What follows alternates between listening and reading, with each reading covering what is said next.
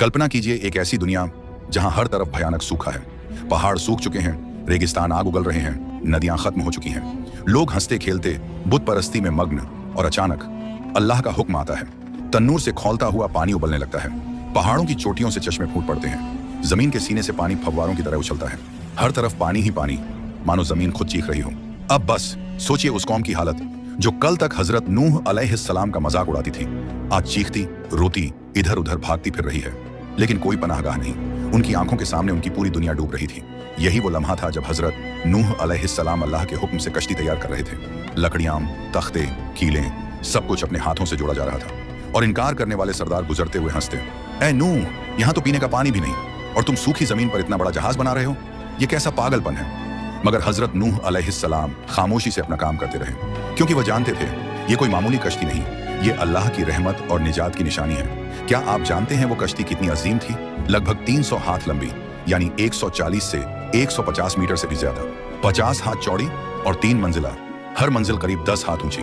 एक ऐसा बेमिसाल जहाज जो सूखे मैदान में खड़ा था और लोग उसे देखकर हंस रहे थे। फिर आया वो मुकद्दस लम्हा जब तन्नूर से पानी उबल पड़ा। अल्लाह की तरफ से दिया गया साफ इशारा।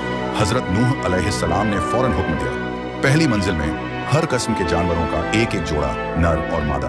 दूसरी मंजिल में अपने घर वाले और वो थोड़े से लोग जो ईमान लाए थे। तीसरी मंजिल में तमाम परिंदे, और अल्लाह के नाम से कश्ती चल पड़ी। पानी इतना सख्त था कि लहरें पहाड़ों जैसी ऊंची उठ रही थी। कश्ती उन लहरों पर सवार जैसे तूफान में उड़ता हुआ एक पत्ता। इसी दौरान हजरत नूह अलैहिस्सलाम ने अपने बेटे कनान या याम को दूर से पुकारा, जो इनकार करने वालों के साथ था। बेटे, हमारे साथ कश्ती में आ जाओ, नाफरमानों के साथ मत रहो। उसने जवाब दिया, अब्बा, मैं किसी ऊंचे पहाड़ पर चढ़ जाऊंगा, वो मुझे पानी से बचा लेगा। हजरत नूह का दिल चाक हो गया, आंखों में आंसू थे, आवाज कांप रही थी। उन्होंने आखिरी बार कहा, आज अल्लाह के हुक्म से कोई बचाने वाला नहीं, सिवाय उसके जिस पर अल्लाह रहम करे। और बस एक खौफनाक लहर आई, काली, ऊंची, मौत की तरह।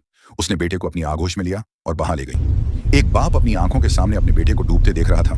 क्या दिल दहला देने वाला मंजर था। तूफान इतना सख्त था कि लहरें दुनिया के सबसे ऊंचे पहाड़ों से भी 15 हाथ ऊंची उठ रही थीं। महीनों तक पूरी जमीन पानी में डूबी रही, हर तरफ सिर्फ पानी की गूंज। जब सारे नाफरमान तबाह हो गए तो अल्लाह का हुक्म आया, ऐ जमीन, अपना पानी निगल ले, और ऐ आसमान, थम जा।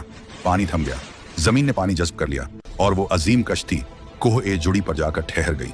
एक नई दुनिया का आगाज, सिर्फ ईमान वालों के लिए। दोस्तों, ये सिर्फ एक पुरानी कहानी नहीं, ये अल्लाह की बेइंतहा कुदरत का जिंदा सबूत है। वो चाहे तो पूरी कायनात को उलट पलट कर दे, और वो चाहे तो एक छोटे से गिरोह को बचा ले।